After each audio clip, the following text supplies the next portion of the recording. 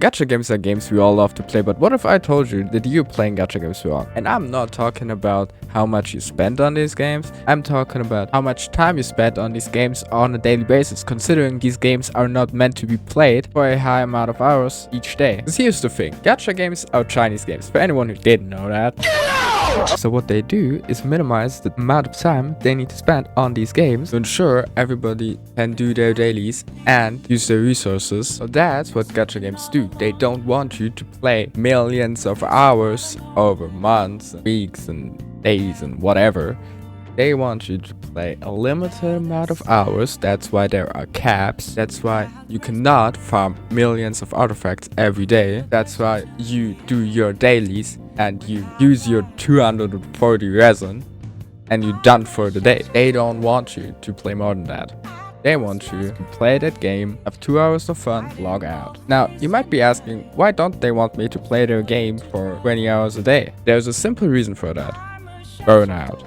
These games don't want you to get burned out from these games. Because the thing is, if you get burned out from a game, you don't play it, don't play their game, they don't make money.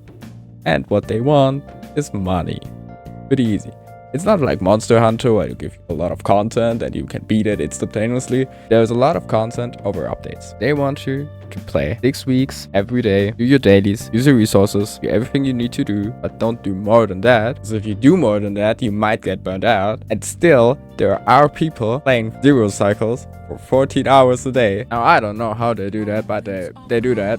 Obviously, so it is what it is, I'd say. Now, who would I be if I wouldn't tell you how to play gacha games?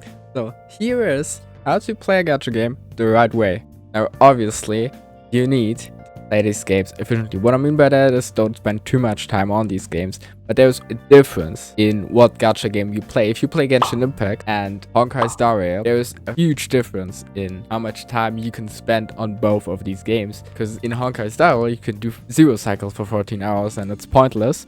In Genshin Impact, you can explore the map to 100%, and you get at least something out of it, right? You can explore the map and you get some Primo Gems. So in Water Waves and Genshin, you have some goals you can achieve over time. Like I said, you can explore the map to 100% and you can get some Primo Gems or Asteroid or whatever you want to call it.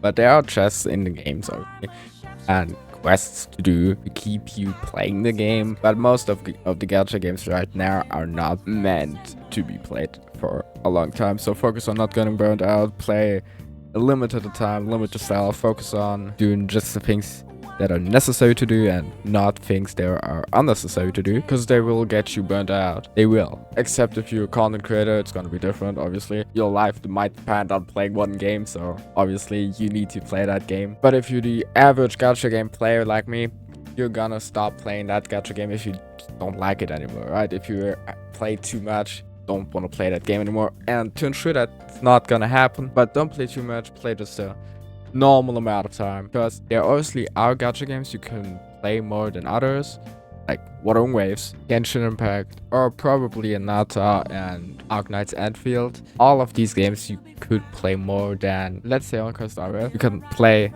Water Waves a lot more than you can play Honkai Star Rail, or you can play Genshin more than Honkai Star Rail, or whatever. But please focus on not spending too much time and use your time efficiently and don't get burned out of the game and you're good. That's pretty much it, to be honest. Because if you just play these open world gacha games to the extent you need to play them and you don't play them more than you need to, and I pretty much told you what you need to do. It's just do your dailies, little bit of story, explore the map as much as you like, but focus on not doing too much, because if you do too much you get burned out. I swear to God, you get burned out. Don't do that. So just focus on the things you need to do.